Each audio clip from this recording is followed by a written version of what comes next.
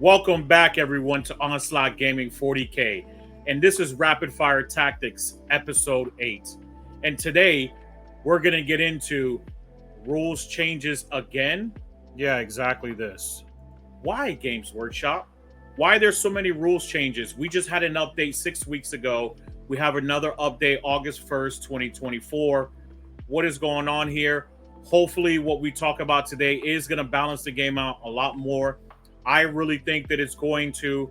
I'm just a little bit frustrated that all of these changes come in so rapid fire, like all pun intended, right?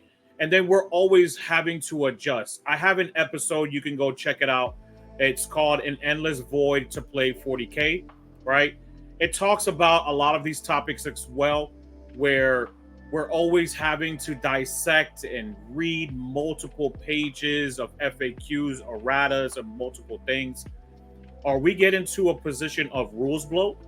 Do we really need all of these rules changes this immediately? Stay tuned and watch and find out.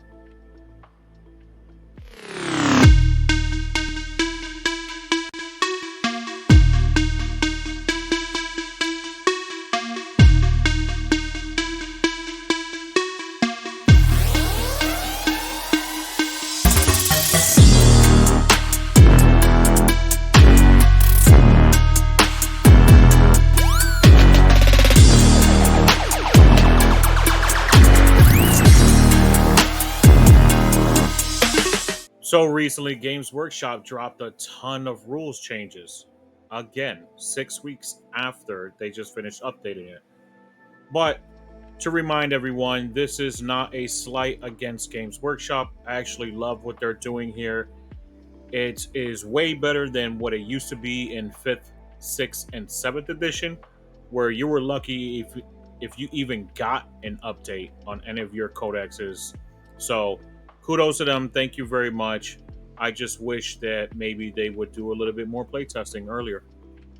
So one of the major changes on page 13 of the rules commentary under Move Units third paragraph has been changed.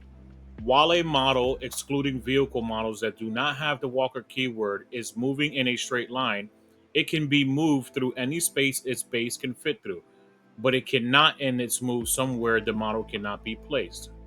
So now vehicles with bases cannot use the pass-through rule meant for large models that can literally shrink down to their base, like Lancers, Tesseract Volts, Impulsors, things like that, that would just be obnoxious to move through. This really cleans up the game by preventing, also grav tanks from moving through tight spaces. So as you can see, previously a Tesseract Vault would be able to do this, but now it's fixed and it's rather refreshing to see it, to be honest. So next up, we have some faction-specific changes to a few armies, indirect nerfs to like Grey Knights, all pun intended. Big guns never tire to Tyranids that now affect Zoanthropes. No more free blood surge before the shots to the penitent engines. Also, these nerfs might have been directed to the T-Suns for indirect fire, but specifically Torrent without line of sight. And some buffs for the Genestealers, which are needed for their faction. It allows them to brute surge the max 6 inches without hand flamers, and this pesky banner holder won't get in their way anymore. So I think this was done indirectly to affect the Grey Knights, but the indirect fire ability has affected the Purgation Squad. If no models in a target unit are visible to the attacking unit when you select the target, then each time a model in the attacking unit makes an attack against that target using an indirect fire weapon, subtract 1 from the attack's hit roll. An unmodified hit roll of 1 through 3 always fails, and the target has the benefit of cover against the attack. So those are the older rules just a couple weeks ago. The new one that just dropped on August 1st is weapons with the torrent ability cannot be fired using the indirect fire ability. So what this means is this unit and others just like it will not be able to use like abilities, just like the astral aim, psychic ability in your shooting phase. Ranged weapons equipped by models in this unit have the indirect fire ability, provided the target of that weapon is visible to one or more other friendly Grey Knight Psyker units. So now, as you can see with the new rules update for the Big Guns Never Tire, first paragraph, last sentence on page 20, this both affects monsters and vehicles, even though the Neuro Tyrant and the Zoanthropes were the culprits of abusing this rule. But reading through the new rule, each time a monster or vehicle unit makes a ranged attack, if that unit was within engagement range of one or more enemy units, when it selected its targets, unless that attack is made with a pistol, subtract 1 from that attack's hit roll. So another direct nerf was to the Sisters of Battle, where they had the devout fanaticism stratagem timing changed to just after the enemy unit has shot. They actually used to be able to do blood surges better than berserkers from World Eaters, which was quite hilarious. Now it no longer allows you to just sneak up behind your enemies while you're posing for the camera. So now you can prevent units from actually firing before getting smacked in the head with a metal giant.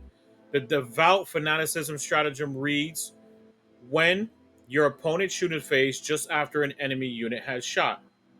Tis, T-Sun. It's always been Magnus's fault. So T-Suns have seen quite a few nerfs, but this one has affected not just them, as we mentioned earlier, about the Grey Knights and Purgation Squad. Why, bro? So one of the culprits for this being nerfed is the Infernal Master combined with the Warp Sight, which allows T-Sun Psychers to do an indirect fire with a psychic weapon. This is gone now and will not be back. Well, maybe. So, in good news, Genestealers received a few buffs to help out the forearm gods. I believe previously this rule stated that if all models have a pistol, they may brood surge. Now it just states if the start of the battle, no model in this unit is equipped with a hand flamer. Each time this unit makes a brood surge move, it can be moved up to 6 inches instead of D6. A unit cannot make a brood surge move while it is battle shocked. And this is actually great news for the Genestealer players out there and the four-armed god, which mostly have been playing like a one-armed god. So with this new update, it allows them to brood surge the max 6 inches without hand flamers, and this pesky banner holder won't get in their way anymore. Because previously, he had to change out his auto pistol for a cult icon, and who doesn't want to take an icon? Psh.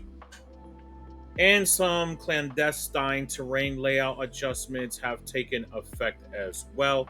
This is an utter nightmare for a tournament organizer like myself, where the large U-shaped ruins have been reduced in size. This prevents armies from hiding multiple units entirely and improves the game flow. Also, vehicles no longer get stuck due to oversized terrain. God dang it, man. When will this end? As GW smokes it up, I'm going to have to give a call to Big Bear because I'm going to need some modular terrain for my events. Also, there was some primary mission clarification specifically for the Burden of Trust, where the first player scores VP at the end of the second, third, fourth, and fifth battle round, but second players only score VP at the end of the third, fourth, and fifth battle round. This leaves quite the advantage for going first, which already has an advantage. So it's weird to me why they stood their ground, but hey, maybe it will all make sense later. Who knows? So, some more core rule clarifications, starting with transport changes, where dedicated transports now gain scout if all embarked models have it, no matter how you obtain these abilities. Another clarification was where combat squad points, where a split unit counts as half of the unit's points. I thought this was pretty clear before, but I guess we needed a clarification. Two more core rules clarification where reserved disembarkation distance had to be clarified, that the vehicle has to be within 6 inches of the table edge, but that the unit just needs to be more than 9 inches away from the enemy unit as normal. Also, where the disembarking order was clarified to where the controlling player dictates what units and models hop out first. Another major rules change, which clarifies line of sight for overhanging models and model parts that are not used for measurement don't count for line of sight, ensuring that models like Angron are not visible through ruins just by their sword or wings. Haha, can't shoot me now. So, hot off the pressers, where pivoting rules has changed as well. This is a background picture that I used from a previous video a few weeks back. I was explaining how the Tacoma Open had a new rule implemented to their event specifically, and now it's an official rule. I really like this new implementation of the new pivot values. I hope that everyone might admire it as well. It really makes a lot of the obnoxious vehicles less oppressive, but specifically my squig hogs. They're yelling hooray. Thank you everyone for participating and watching the show. So as you can see, we broke down quite a few changes to the new Pariah Nexus updates from August 1st, 2024. There were a lot of changes in the rules, a couple things that we did not cover. Make sure to go check out warhammercommunity.com downloads to check out all the updates for your faction or for your rules clarifications. All right.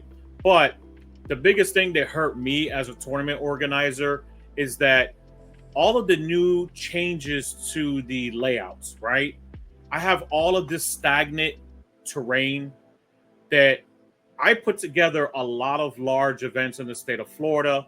Now I'm going to have to reinvest in that. Thank goodness I didn't reinvest, in which I was 6 weeks ago when they dropped everything. Now I'm going to have to rethink about getting modular terrain, investing in that, expanding on a different set of terrain for me and the community.